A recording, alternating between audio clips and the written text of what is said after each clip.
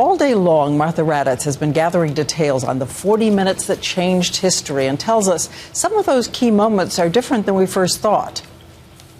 The operation was called Neptune Spear, the mission to capture or kill bin Laden. But we learned today that the mission didn't quite go down as initially described.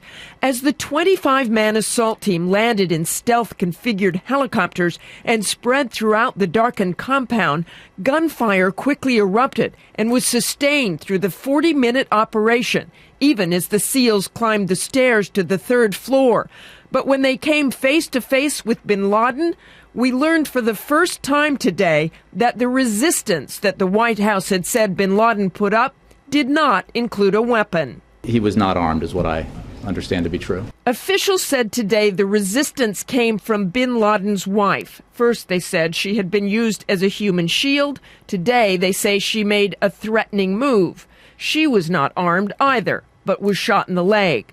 Bin Laden was hit above the left eye and through the chest. The authority here was to kill bin Laden, and obviously under their rules of engagement, if he had in fact thrown up his hands, surrendered, and didn't appear to represent any kind of threat, then they were to capture him.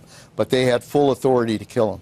Weapon or not, the SEALs in that split second had no way of knowing whether bin Laden was wearing a suicide vest or whether the room was booby-trapped. The SEALs always planned for the worst-case scenario.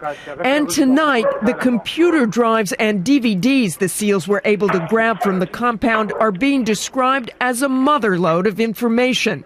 The material was flown to Washington, where copies were sent to the CIA and FBI. A copy was also left in Afghanistan. Analysts are combing through all of it, although it is all, of course, in Arabic, so it could take time. And sources familiar with the government's investigation tell ABC News that investigators are also looking into the two owners of the compound who were in the money-changing business in the hopes it may lead them to sources of al-Qaeda's financing.